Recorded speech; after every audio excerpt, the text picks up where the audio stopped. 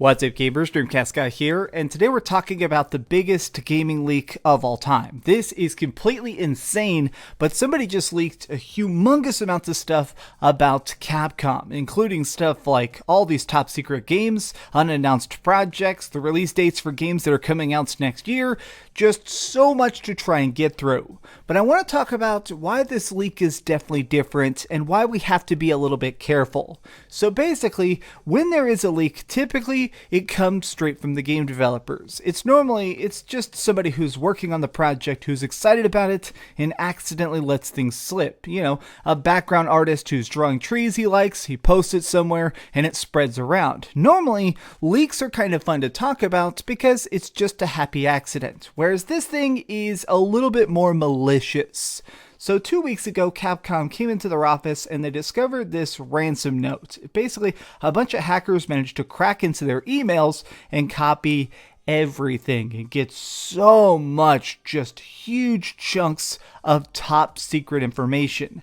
Now, because of this nature, Capcom has now been going around and deleting tons and tons of videos about this. And legally, they can do that. But that just means that I have to be incredibly careful with how I cover the leaks. Now, the main thing that's been going around, and I think the thing that's kind of basically given us the most information, was a calendar. Now, I've kind of replicated it here, but basically the way it worked is it was a chunk of different data for 2021, and it had a different game coming out each month. And it really kind of showed us that Capcom is going to have a very busy time next year. But I was most curious about the stuff we're getting for Resident Evil and Monster Hunter. Now, there has been a lot of different websites and stuff trying to cover these leaks, talking about it on like VG 24/7, but I feel like a lot of these people, they're kind of missing the points. Now, let me just look at this for a second. The upcoming mainline Resident Evil game, which has been announced for next-gen consoles and PC, is also coming to PlayStation 4 and Xbox One. The leaked document explains that Capcom will announce the current-gen versions ahead of the launch. As for the game's release date, it's coming in April 2021. Now, this is interesting, but down here, this is the bigger chunk that I'm kind of mixed about.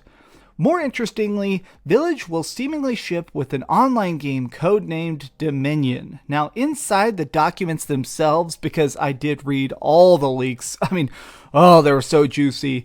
Inside the leaks themselves, this project was called Highway, and they're basically saying, like, in Resident Evil 3, when you bought Resident Evil 3, the remake version of it, it had this free multiplayer add-on that was called Resistance. Well, Dominion is seemingly more like a battle royale and thing.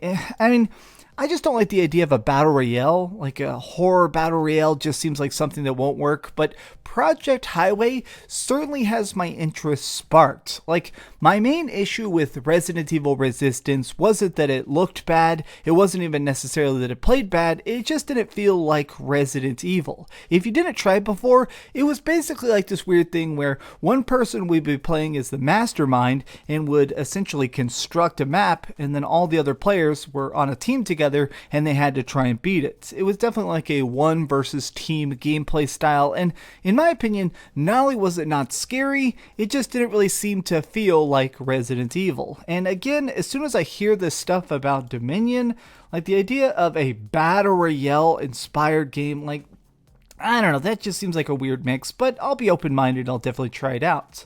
Now, also, we did find out stuff about Monster Hunter Rise within these leaks. Like, it's not going to be a Nintendo Switch exclusive. It is coming to other consoles.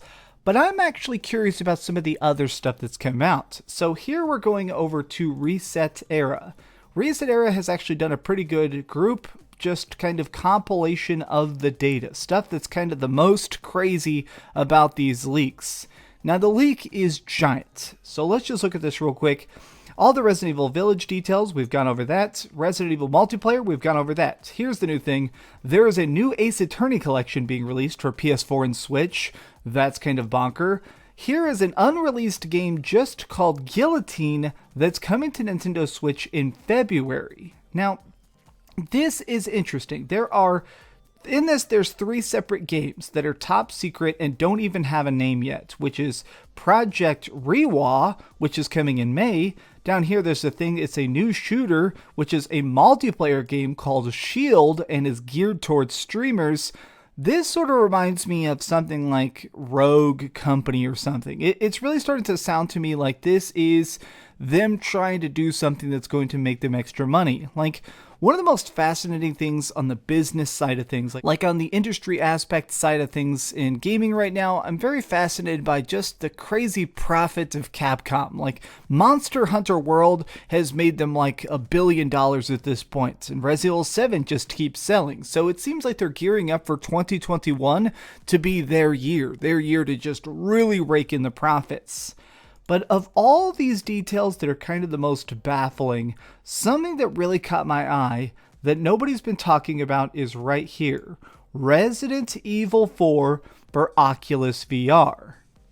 They're making a VR Resident Evil 4. Now, likely this is just a straight up project. This is just the original games released again. Like, if there's one thing we've learned about Capcom, they love to release Resident Evil 4 again and again and again and again and again. In fact, I'm even wearing my own little furry Resident Evil 4 jacket right now.